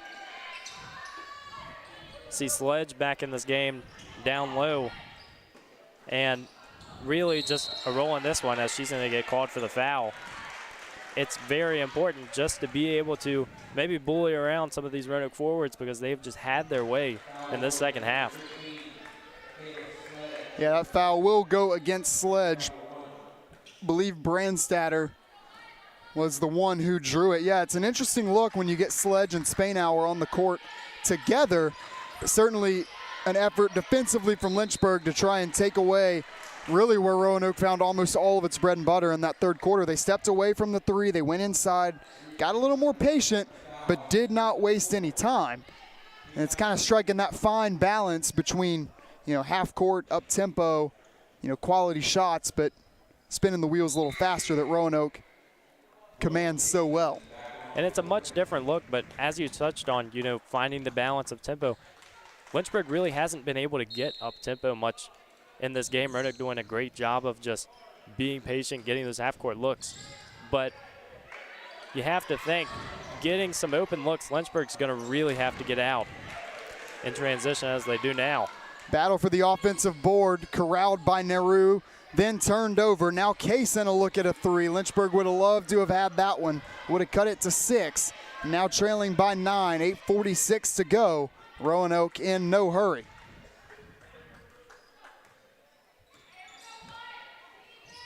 And doing a great job as they have of just spreading the floor, but as we touched on, Sledge doing a great job down low, taking away that option as they force the turnover, but Lynchburg cannot waste time trying to get some looks now and cut into that lead. Yeah, Roanoke of more than capable defense here within the ODAC. 9-0 when they reach 70 points, just 9 points away from that threshold here. When you can stop the other team, you don't have to score quite as much to win. That's just simple math. So things falling into place for Coach Flaherty and Roanoke. Over the final 8 minutes of this game, they hold a 9-point lead. Lynchburg trying to get something going. Brandstatter tried that cut down low. We haven't seen a whole lot of that, but as we touched on, Sandy out at 3-point range. That is a nice cut there. I believe Madison Nehru getting once again, what a second half she is having. Yeah, Nehru, 10 points in the game, all coming in this second half. Both she and Rose Sandy, double-double watch is on. It was Keel with the dub-dub against Randolph-Macon. Nehru, 10 points, 8 rebounds. Sandy, 12 points and 9. Nehru adds one more, so 11 points for the freshman forward and a carry North Carolina. Here's a relatively open look from Mullins, and she drains it. Lynchburg desperately needed that one, so they'll try to get a couple offensive possessions stacked together here. Responds to the Nehru three-point play with a 3 of her own. She's got 4 in the game to lead Lynchburg in the scoring column. And you really got to double down defensively now. As we see, Roanoke can take their time, get good looks, but if Lynchburg can just continue to be patient on offense, we might see a late run in this one as they keep that lead at single digits. Yeah, Lynchburg taking no risks, switching to man. Get a substitution for Roanoke as Carter comes in forward to Jesse.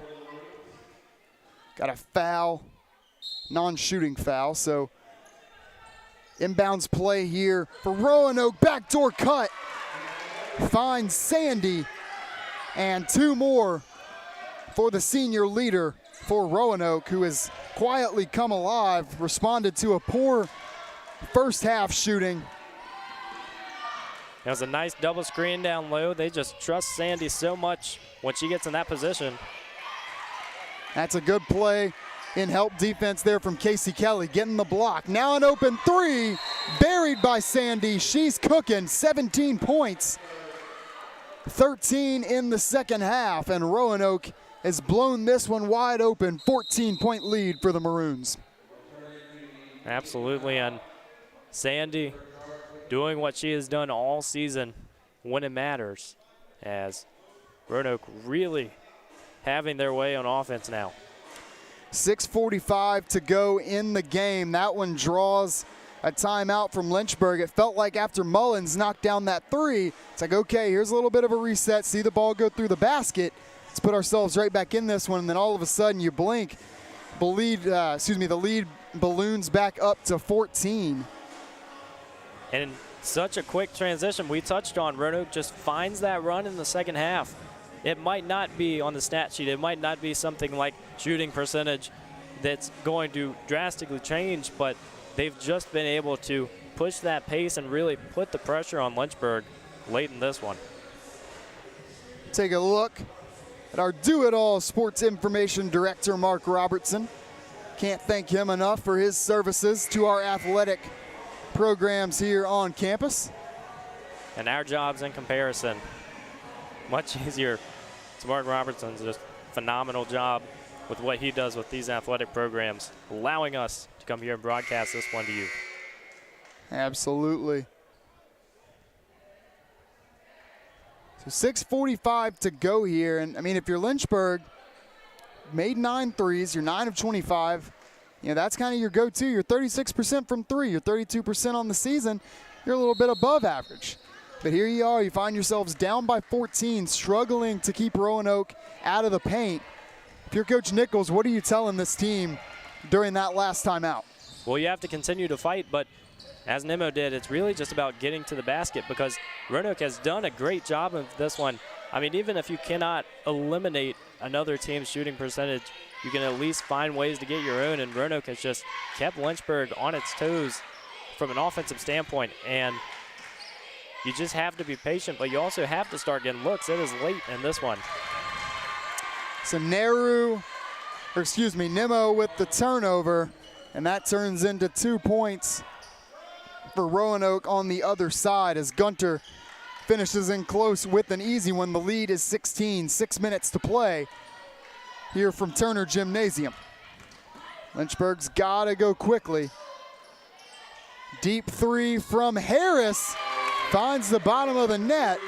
Lynchburg's gonna need quite a few more of those, but I believe that's the 3rd of the game from deep for Olivia Harris. Takes her over double figures as well. We've touched on Roanoke's pace.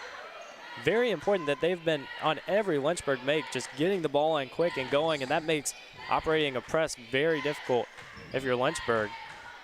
And still remaining patient, but now chance for a break to maybe start that run. So for the 8th time this season, Lynchburg has made 10 or more threes. Trying to push the pace there. Roanoke gets in front of it, deflects it out of bounds. So you make a 3, you get a stop. In theory, you can cut this lead back down to 10 on this possession. But are you looking for the 3 or just the most quality shot possible? You still got 5:15 remaining in the game. Well, at this point, obviously, you will need threes, but you got to take what the defense gives you. And this Roanoke team giving a lot of different looks on defense today, just in terms of pressure. And so if you can find the open look, you take it, but really just finding looks of any possibility at this point. Harris again, open look, buries it, and there it is, lead down to 10. A mini run building here for Lynchburg. Got to get another stop on the other end, but Olivia Harris picking up on the offensive side of things, her 4th triple of the game. And she's looked comfortable taking those last 2. And we'll see if it can translate into the next few possessions. Another great defensive possession there from Kelly, also comes down with the rebound. Now finds it, driving to the hole, Strong once again. Might have gotten herself a little bit too far from it, misjudged the distance, and leaves that one a little short. Well, we've touched on all game. When you start shooting the three, you get a few makes in a row. Defenses will start to respect it a little bit more, and you get that open look down low. As Casey Kelly couldn't get it, but getting some nice looks here if you're Lynchburg. Nehru takes her time, sets up that mid-range jumper, just unable to knock it down. And there, Terry for Lynchburg finds herself some space and close. We've got a stoppage in play. Conversation between Coach Flaherty for Roanoke, Morgan McAuliffe. We'll get substitutions here. Still unclear as to what that stoppage was in regards to, but Vandergrift checks in for Casey Kelly. A little bit of offense for defense here. Lynchburg really hasn't been able to get traps on this press.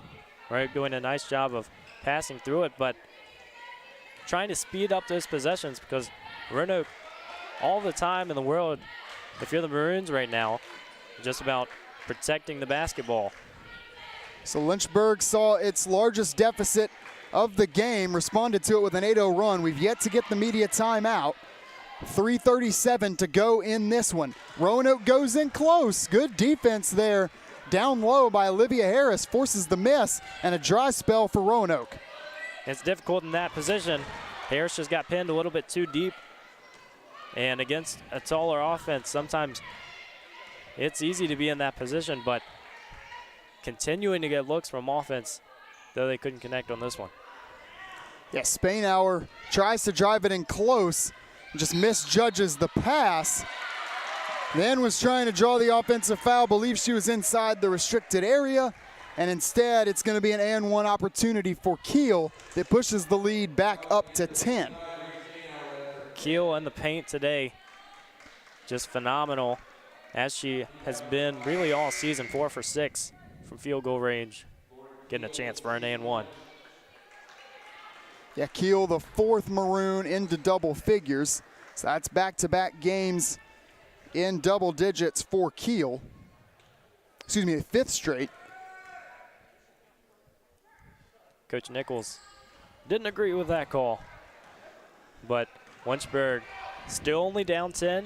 You just have to take good looks and really not force anything here, because obviously you want to fall down on that three. Another one from Harris. Good closeout there from Carter.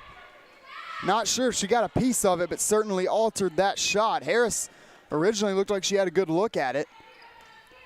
She has a quick trigger, able to get her shot up quickly, but not quite quickly enough in that particular instance. There's a little fumble from Roanoke, and now 2:37. It's make it, break it time for the Hornets. Down by 10. And we've seen Harris these last few possessions getting looks in almost an identical spot on the floor. So good passing, good work for Lynchburg getting it around, but at this point too, utilizing Sledge down low and just being able to maybe draw some interest down there. There's a three from Vandergrift, save attempt from Mullins, then saved again Harris.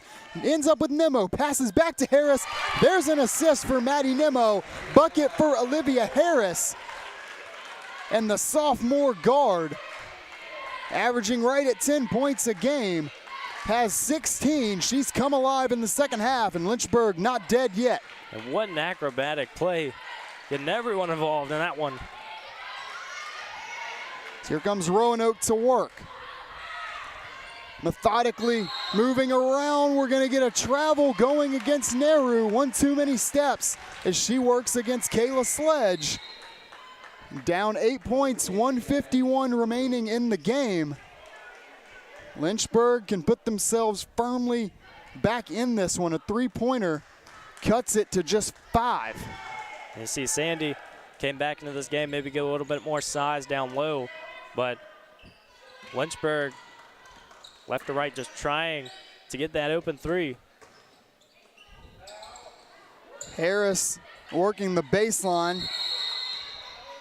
Somebody in the audience calling foul. Then Harris forces the tie-up. Possession arrow pointing Lynchburg's way.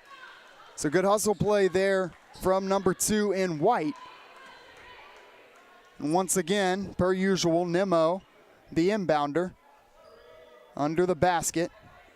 Roanoke will place Brandstatter up on her. Doesn't make it too difficult. Now a deep three from Vandergrift.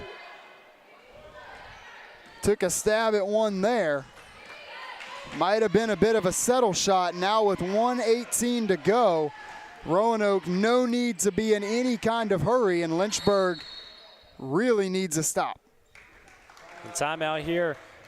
Coach Nichols has to decide, when does the fouling start? Obviously you want to keep the pressure up, but down 8, you're not out of this ball game if you're Lynchburg, but obviously you're going to have to be almost perfect in your possessions and knowing what you're going to do and where you're going to go.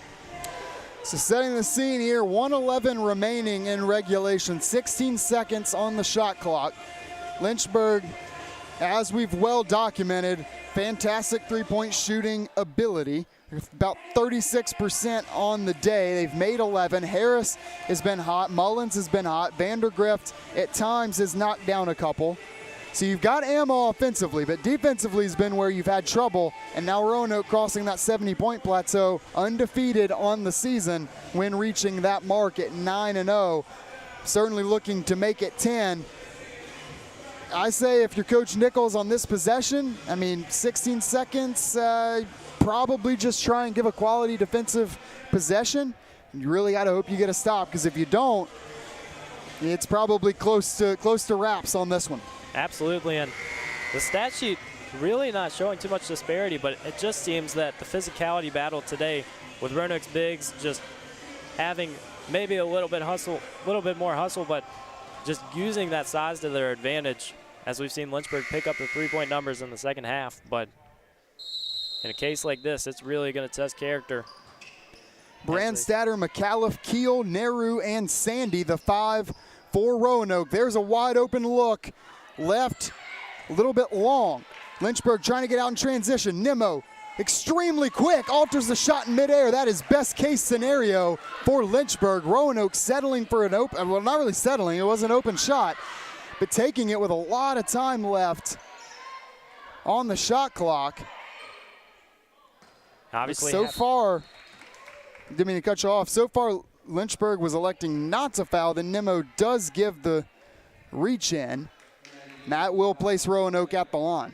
With 45 seconds, obviously pressure has to increase, but you're just hoping for some Roanoke misses if you're a Lynchburg fan, and being able to get down the court quickly. We haven't been able to see Lynchburg get into transition that much in this one. On a miss, you have to be quick out of the gates. Brandstatter good on the first, been a little bit quiet today. Haven't seen her a lot in the second half. She makes the second as well. That'll bring her to 8 points and give us another timeout. Also worth noting, Brandstatter, senior guard from Summit, New Jersey, crossed the 500-point threshold for career points earlier this evening. By my calculation, she's at 506 and counting now. So a good moment there for Brandstatter, but for the senior leader, it really hasn't just been scoring in her career. She's posted pretty remarkable numbers across the board. In fact, the scoring might be arguably the least impressive. Over 300 rebounds in her career, over 200 assists in her career, and over 100 steals as well. So do-it-all guard, though we haven't seen a lot of her today for Roanoke. Absolutely, and if you're Coach Flaherty, you just love to see that. Having guards that can do it all, and especially the veteran presence on this team. In situations like this, whether it's the tournament, whether it's the regular season, you want to have players out there who have that experience, and Roanoke has just looked seasoned in what they do, as Brandstatter making sure that she has her influence on the game. So Lynchburg able to advance the ball here, 45 seconds remaining, 75-67 the score, so a tough hill to climb here for Lynchburg. Either need something quick or a three put Mullins and Harris in motion. Harris looks to create for herself, leaves that one a little wide right, and it's a run out opportunity for Nehru, who finishes on the other end through contact. Nehru putting an exclamation point on her evening, and that might be just about it for this one as Roanoke pushes the lead back up to 10. As we've highlighted, Roanoke's transition today, whether it be defensively or offensively, just getting down the court has really created opportunities for them. And a double-digit lead now in the last 31 seconds. Yeah, just 30 seconds to go. Obviously, Lynchburg has to go quickly. Vandergrift, a deep three, makes that one. Now Lynchburg will press. Roanoke breaks it. Another one in close for Nehru, who is up to 16 to go with 9 rebounds. Not sure she'll reach the double-double.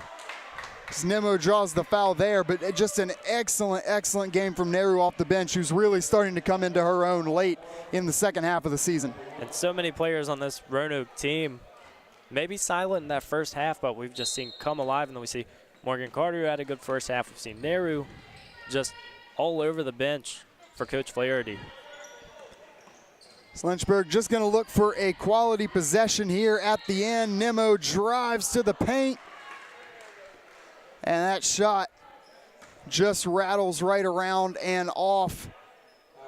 Bit of a microcosm for our game here today. Lynchburg putting themselves in contention on more than one occasion, but Roanoke just the better team today. Yeah, and for Roanoke, we've talked about the direction of these two teams just in the last 5 or 10 games, and this has got to be very good and confidence boosting for the Maroons. Obviously, schedules whittling down, and if you're Lynchburg now after the Eastern Mennonite game and now after this one, it will be very interesting to see how they respond down the stretch. Yeah, tough stretch for Roanoke. Early portion of January, lost 4 in a row. But now this win today will give them 5 wins in their last 6. So starting to pick it up again here late in the season, making one final push as we get set for the ODAC tournament coming up at the end of the month. This one has gone final with the score Roanoke 80, Lynchburg 72. Roanoke picks up the pace a bit, sees some shots start to fall, commits to their game plan there late in the second half, and come away with an 8-point victory. And just what Roanoke was able to do today, it wasn't necessarily commanding the stat sheet.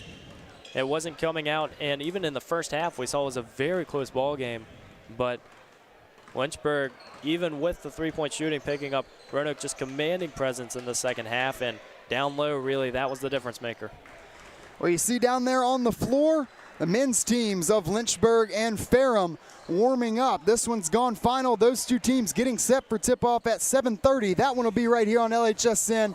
We hope you'll stick with us for it. That puts a wrap on this one. Once again, I am Sam Graham alongside Evan Gates as Roanoke takes a late season ODAC battle over the Hornets, 80-72.